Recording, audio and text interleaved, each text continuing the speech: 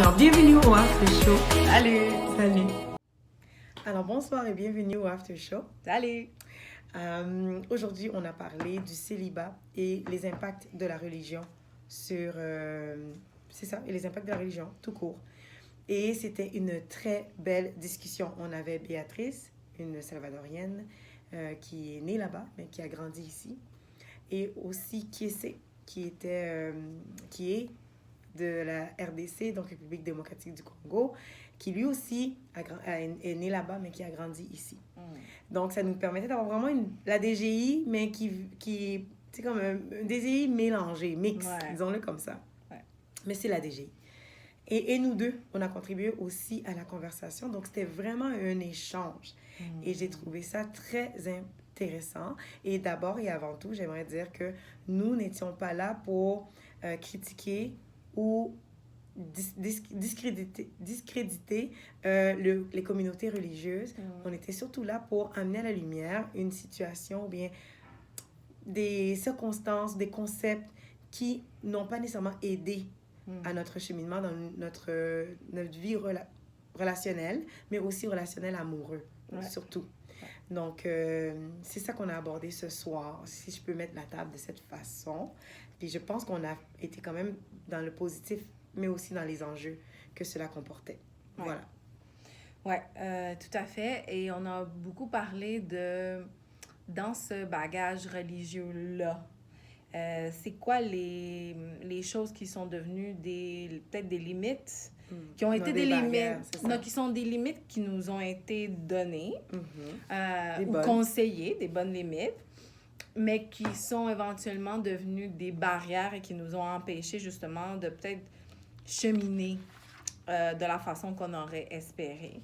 Donc, moi, étant donné que j'ai grandi dans un environnement religieux, mais mes parents n'étaient pas religieux. C'est moi qui ai choisi de faire partie d'une communauté religieuse quand j'étais adolescente. Donc, les exemples que j'avais, mes parents spirituels, si on peut dire ça comme ça, c'était d'autres personnes qui m'ont outillée de la meilleure façon qu'ils pouvaient, comme tout parent, spirituel ou pas, et qui m'ont donné des conseils selon ce qu'eux, ils pensaient qui était bon.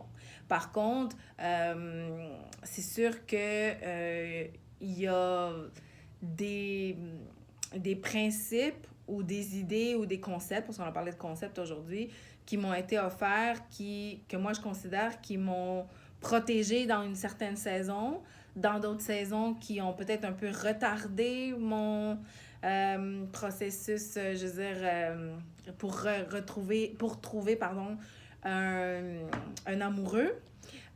Mais parce que moi personnellement j'arrive aussi à la conclusion, puis je pense qu'on c'est un peu ça le consensus, que moi aussi, nous aussi on est responsable à un moment donné avec tout ce qui nous a été donné, de faire un choix parmi ça, puis on peut pas blâmer le passé, on peut juste changer le futur.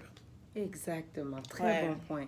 On peut pas blâmer le passé. Par contre, je pense qu'à chaque fois qu'on soulève des points comme ça, qu'on les amène à la lumière, ça permet de guérir. Oui. Parce que souvent, quand c'est caché, là, c'est là que les bibites s'installent. Il y a toutes sortes de ressentiments, d'amertume, de blessures qui dorment, qui sont à l'intérieur, qui nous empêchent de progresser, mais aussi qui nous amènent à avoir une perspective des communautés. Là, on parle de la communauté religieuse, donc on va rester là-dessus, mais qui nous amènent à avoir du ressentiment envers ces environnements-là. Et je crois que c'est important de les adresser, de les soulever, pour savoir qu'on n'est pas seul. On n'a pas été seul à vivre ce processus-là, à comprendre qu'on n'était pas bien outillé ou équipé pour y faire face.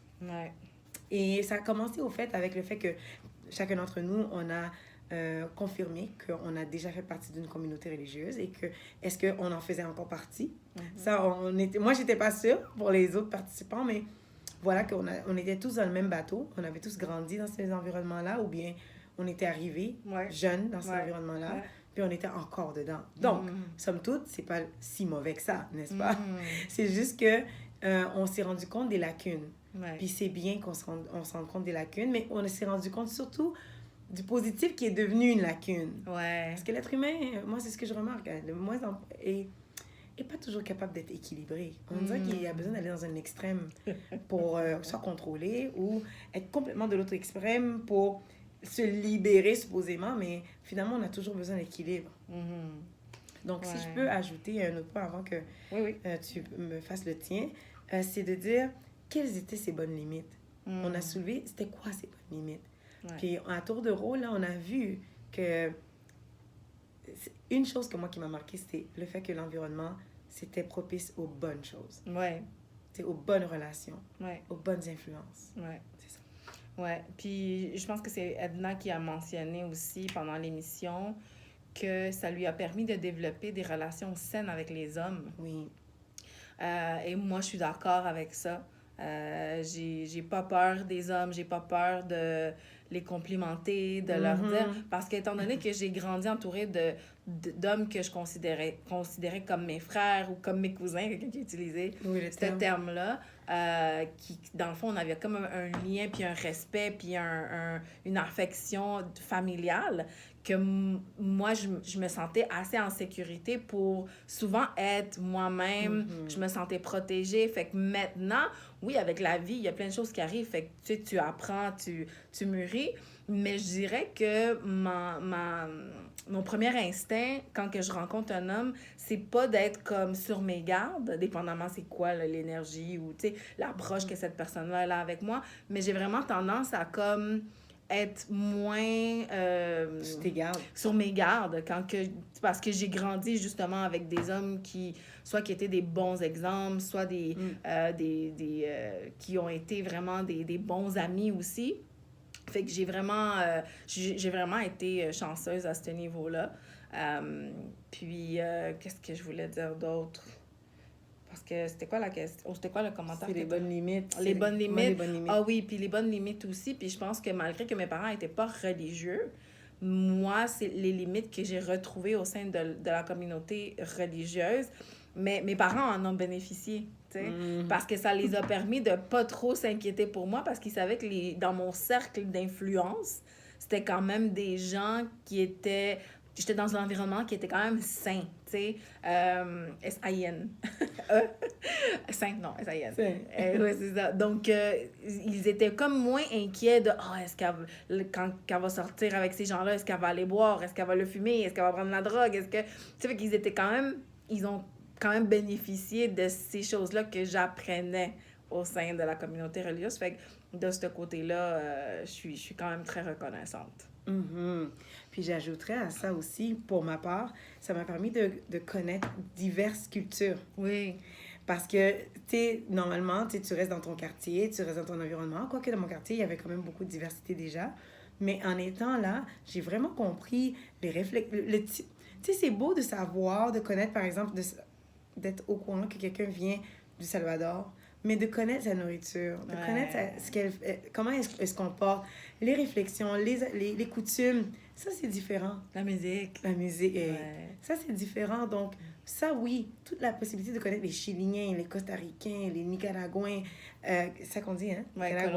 Colombiens, Vénézuéliens, etc. Écoute, j'aurais jamais pu connaître tout ce bassin-là par moi-même.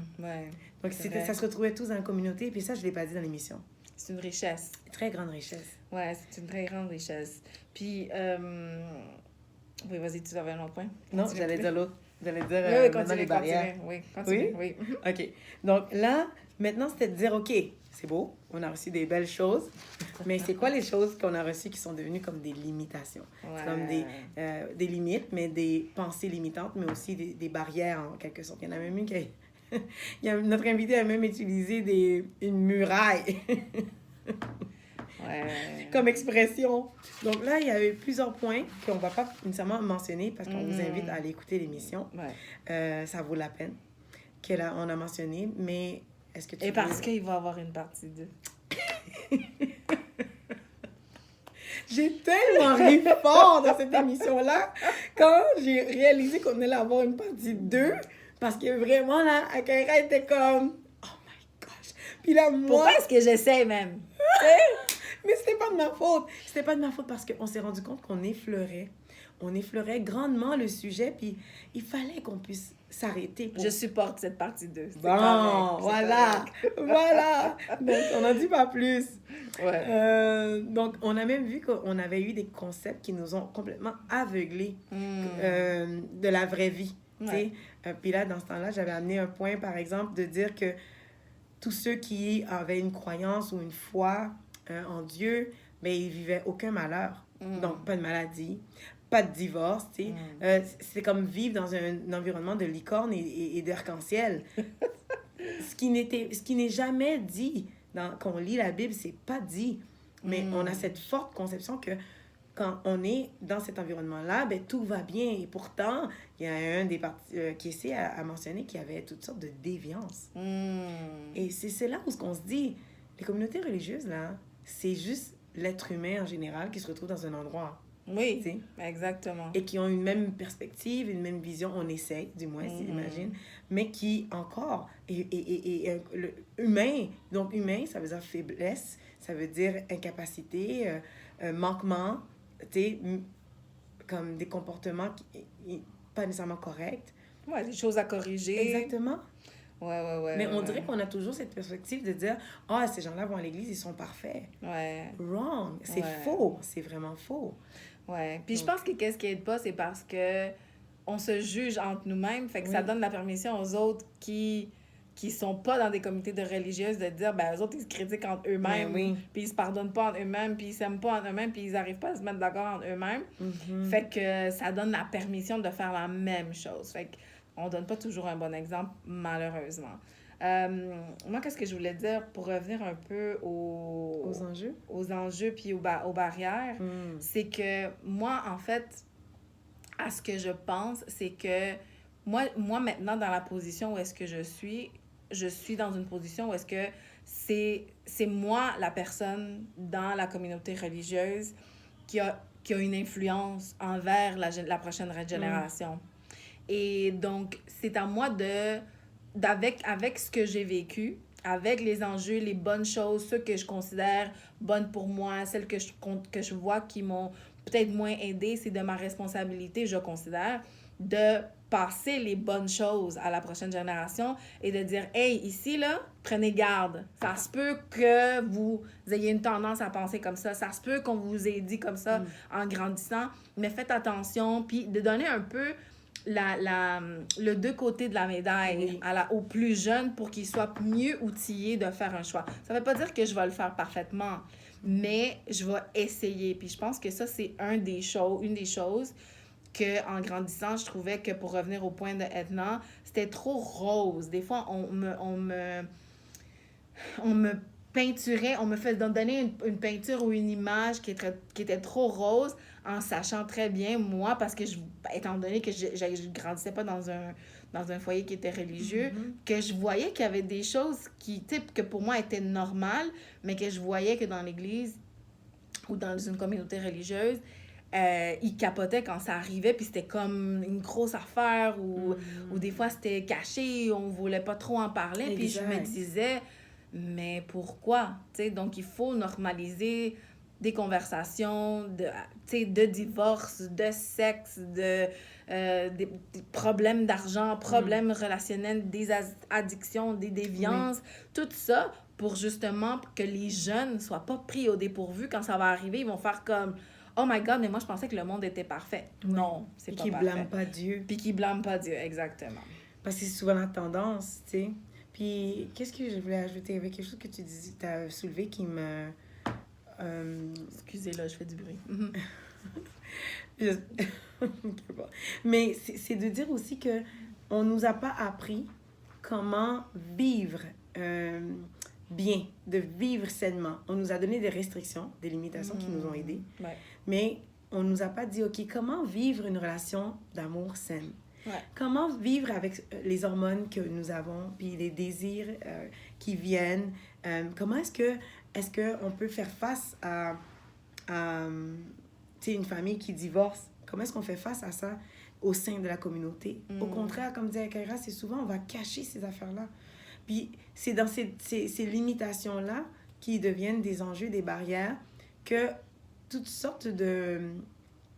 On l'a déjà dit, mais toutes sortes de choses mauvaises s'installent. Puis, qu'est-ce que je veux dire par là? C'est, tu sais, le fait que les filles tombaient enceintes avant le mariage, là, on les mariait tout de suite. Ouais. Ça, c'est très culturel. Ouais. C'est pas religieux. C'est très culturel, tu sais, de cacher. Et je pense que, justement, comme dit Akara, pour moi, aujourd'hui, c'est un de mes devoirs, de dire, parlons-en. Puis si on n'a pas de solution, on n'a pas de réponse, c'est correct aussi. Ouais. Parce que des fois, on n'a pas de réponse à tout. Pourquoi quelqu'un s'est suicidé, même s'il y avait Dieu dans sa vie? Il y a des raisons. Il y a des raisons, mais qui sont peut-être propres à la personne. Puis que pour lequel on n'a pas de réponse. Tu sais, je sais qu'à un moment donné, il y avait quelqu'un qu'on avait perdu par un cancer. C'était un jeune homme. Puis pour moi, ça m'avait marqué. Parce que je me suis dit, comment un homme qui croit en Dieu reçoit un diagnostic aussi grave? Et il se garde, il fait attention, il va pas niaiser les femmes. Puis voilà que lui, il a un cancer qui finalement le tue. Ça m'avait tellement fait de la peine. Puis moi, je m'étais dit, ben, comment ça arrive à ce type de personnes-là? Mais pour comprendre plus tard que on est dans le même monde, là. Ça n'a pas rapport parce que notre foi, on a une foi qu'on est retiré de ça. Et c'est là où ça m'a permis d'aller plus en profondeur dans mes convictions, dans mes croyances. Parce que ça m'a permis de comprendre que la différence, c'est de savoir sur qui tu comptes quand tu passes à travers les défis. Sur qui tu comptes à travers ces moments de difficulté-là. Comme moi-même, j'ai perdu ma mère à travers le cancer. C'était terrible. C'était de l'incompréhension totale. Mais je savais que j'avais une chance, que j'avais déjà réglé mes affaires avant pour que je puisse passer à travers à ce moment-là. Mais il y a un point que je n'ai pas amené dans la discussion de tantôt, peut-être dans le partie 2. Je vais peut-être le soulever maintenant. Mais il y a oui, c'est dans la partie 2 qu'on va en parler. Je voulais parler de certaines choses que j'observais par rapport au traitement que les hommes faisaient aux femmes. Donc, ça va être dans la partie 2. Donc, stay tuned. Oui, c'est vrai. Ça va-tu un autre point? Pour l'instant, non. Mais on a un dernier point par rapport à la responsabilité. OK. Donc, on s'est demandé qui est à blâmer? Oui. Qui est le coupable? Oui. Est-ce que c'est eux? Est-ce que c'est nos parents? Est-ce que c'est nous? Puis c'est qui eux? Les communautés religieuses. Moi, j'en conclus que on peut pas mettre le blâme sur eux. On peut pas mettre le blâme sur nécessairement nos parents non plus. Et sur nous-mêmes non plus. Je pense qu'il y a peut-être comme... Je pense que c'est Edna qui a mentionné ça. C'est qu'il y a peut-être un manque de communication. Que des fois, on se dit, ben c'est une communauté religieuse. Ils sont supposés de savoir comme ça fonctionne comment la vie. Je pense que des fois, les parents, parce qu'ils trouvent une place qui est safe, qui est sécuritaire, des fois, ils vont se décharger un peu de la responsabilité qui leur revient de éduquer en grande partie leurs enfants. Exact. Donc, pour avoir déjà fait partie de, mettons, l'école du dimanche, ben moi, j'ai 1 heure ou 2 avec tes enfants 1 fois par semaine. Exact. De lundi à samedi, c'est toi qui les as. Moi, je peux pas créer plein de changements en 2 heures. C'est toi qui es là tous les jours avec eux. Fait qu'en partie, je pense que oui, c'est les parents auraient peut-être dû être plus impliqués. L'Église aurait peut-être aussi dû... la communauté religieuse aurait dû peut-être être plus ouverte au niveau des choses, justement, qu'on parle qui sont peut-être plus cachées, puis dire, c'est pas parce qu'on est dans une communauté religieuse qu'il n'y a pas des choses difficiles, des choses mauvaises qui arrivent, puis d'en parler plus ouvertement pour pas que, justement, moi je pense surtout à moi quand j'étais jeune, pour pas quand on arrive plus tard dans la vie, on soit pris au dépourvu puis qu'on se dise comme comment je vais faire pour faire face à cette situation-là? Exact. Comment je vais faire? Et à un moment donné, tu arrives à un moment de ta vie, comme j'ai dit tantôt, que c'est toi qui es responsable. Donc, même si ça aurait pu être mes parents, ça aurait pu être l'Église, ça aurait pu être... éventuellement, c'est moi. C'est moi qu'il faut qu'il fasse des choix. Donc, je pense qu'on est tous responsables à un moment Exact, donné. c'est ce que j'allais dire. On est tous J'allais dire justement, c'est qu'on est tous responsables de ça parce que quand on est jeune, bien évidemment, on se fait guider, on se fait orienter. Donc, c'est un petit peu moins facile de pouvoir comprendre tout ça. Mais une fois rendu grand, et c'est ce que je disais dans l'émission, c'est que on a un trésor, puis c'est nous le trésor. Donc, c'est à nous maintenant de faire le ménage, puis de dire, OK, ça m'a servi pour un temps. Maintenant, qu'est-ce que j'en fais? Comment est-ce que je grandis par rapport à ça? Tu sais, je me rappelle, pour rester sur l'aspect des relations et le célibat, tu sais, on nous disait, ben, faut pas avoir de relations avant le mariage. Mais OK, mais maintenant, comment est-ce que j'ai une relation amoureuse saine? C'est quoi? Ça ressemble à quoi? C'est que c'est... Puis, tu sais, oui, je vais rester ici parce que je ne vais pas m'éloigner, mais à quoi ça ressemble? Est-ce que je peux l'embrasser? Est-ce que je peux le toucher? Est-ce que, je sais pas moi, je peux... Qu'est-ce qui est... Comment vivre librement, mais sans non plus tomber dans la perversité de je couche à gauche, à droite, sans comprendre ma valeur? Tu sais, je pense que c'est plutôt ça. C'est ce que moi, je me suis rendu compte. Comment prendre conscience de ça, puis être libre, pas vivre dans la peur. C'est ça que je voulais amener quand je parle de responsabilité. Ça, c'est ma responsabilité à moi aujourd'hui. Mais évidemment, ça a un impact sur comment j'ai vécu ma vie jusqu'à maintenant. Mais toute chose est bonne. Dans le sens que... Est-ce que je regrette? En partie. Est-ce que je suis contente? En partie. Et je pense qu'il n'y a pas de zone... c'est pas noir ou blanc. Je pense que c'est là où il faut qu'on se laisse de l'espace pour la zone grise. Ouais. C'est ça, j'ai fini. Rien d'autre. Sur ce, on se voit à la prochaine, au prochain after show. Au prochain after show.